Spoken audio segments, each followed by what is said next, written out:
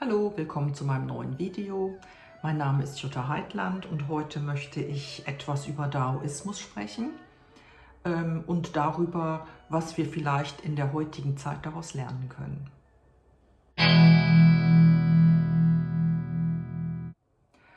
Ja, immer wieder und sehr, sehr oft denken wir, naja, das war's ja dann wohl. Das ist jetzt das Ende. Und wir sehen keinen Ausweg und wir wissen auch nicht mehr, wie soll es denn jetzt eigentlich hier weitergehen. Und dieses Gefühl der Ausweglosigkeit, ja, wer kennt das denn nicht? Und dann gibt es natürlich auch das Gegenteil, nämlich diese Glücksmomente, um die andere uns glühend beneiden und sagen, boah, hat die ein Glück, dem geht's ja gut. Und natürlich ist das alles schwarz und weiß und auf und ab und so weiter. Aber wir Menschen sind einfach geneigt, dem momentanen Gefühl zu folgen. Und die uns umgeben, bewerten und betrachten unsere Schicksale genauso, aber nur eben aus ihrer Sicht. Und ich habe mich ein bisschen mit dem Taoismus befasst, oder viele sagen ja auch Daoismus. Und das ist eine chinesische Philosophie und Religion und schon sehr, sehr alt. Und im Zentrum des Daoismus steht eben die Lehre vom Dao. Und dieses Wort Daoismus wird gemeinhin übersetzt als die Lehre des Weges oder die Lehre vom Weg. Und historisch betrachtet geht der Daoismus auf das 4. Jahrhundert vor Christus zurück, ist also wirklich schon sehr, sehr alt. Und Yin und Yang, das kennt ja wahrscheinlich jeder, diese Gegenpole, das kommt aus dem Daoismus. Also Yin und Yang bezeichnet ja die Gegensätzlichkeit aller Dinge. Die untrennbare Verbindung von Gegensätzen wird auch in ihrer gegenseitigen Abhängigkeit deutlich. Das bedeutet, aus Tag wird Nacht, aus Trauer wird Freude, aus Sommer wird Winter und so weiter und so weiter. Und das bedeutet auch, dass in jedem Tag auch ein bisschen Nacht enthalten ist und umgekehrt natürlich genauso. Und es handelt sich hier um einen immer vorhandenen Prozess und dieser Prozess ist niemals zu stoppen. Und durch eine ganz feine Intuition kann man sich dem Lauf der Dinge anpassen.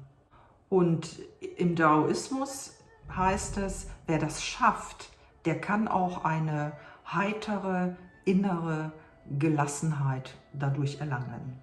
Und weil ja alles immer im Wandel ist, geht es natürlich auch darum, sich stets den Bedingungen bestmöglich anzupassen. Also das Nicht-Eingreifen bzw. das Nicht-Erzwingen von etwas und damit letztlich das Nicht-Handeln wird als Wu-Wei bezeichnet, weil es besteht dieser Glaube, dass blinder Aktionismus durch innere Ruhe und angemessenes Tun ersetzt werden soll. Und ich habe hier eine sehr schöne Geschichte, die möchte ich gerne mal erzählen und die zeigt etwas von dieser Haltung der Daoisten. Also da war ein Bauer, der hatte ein Pferd und dieses Pferd benutzte er, um seine Felder zu bearbeiten und eines Tages lief das Pferd weg. Und die Dorfbewohner kamen und sahen das und sie sagten, oh, das ist ja ein Pech. Und der Bauer sagte, wir werden sehen. Und tatsächlich, 3 Tage später, kommt dieser Ackergaul zurück und hat 3 Wildpferde im Schlepptau. Da kommen wieder die Dorfbewohner und sagen, wow, hast du ein Glück. Und der Bauer sagt, wir werden sehen. Und der Sohn des Bauern überlegt sich, diese 3 Wildpferde zahm, also einzureiten. Und gerade als er dabei ist, fliegt er vom Pferd und bricht sich ein Bein. Kommen die Dorfbewohner und sagen, oh, das ist ja ein Pech. Und der Bauer sagt, wir werden sehen. Ja, und dann ein paar Tage später kommen die Soldaten und nehmen alle jungen Männer mit. Dann sagen die Dorfbewohner, Mensch, du hast ja ein Glück. Und der Bauer sagt, wir werden sehen.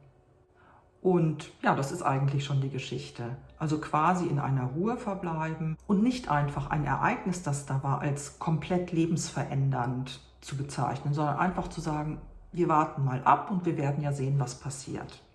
Und genau genommen ist es ja wirklich so, dass gar kein Leben linear verläuft. Also es ist ja nicht Geburt und Tod und dann geht es immer so ganz geradeaus. Das ist ja so nicht, sondern wir gehen natürlich eher so und dann gehen wir auch mal wieder zurück. Und das ist ja komplett überhaupt nicht linear, sondern das läuft ja kreuz und quer. Und unser Weg wird ja gekreuzt von Geburt bis Tod, von anderen Menschen, von Einflüssen, von Kultur, von unseren Familien, von allem Möglichen. Und immer wieder verändern wir uns ja auch dadurch. Wir lernen auf unserem Weg. Und wir können natürlich Chancen ergreifen oder eben nicht. Das obliegt ja uns. Alles ist im Wandel und natürlich obliegt es uns, sich diesem Wandel anzupassen.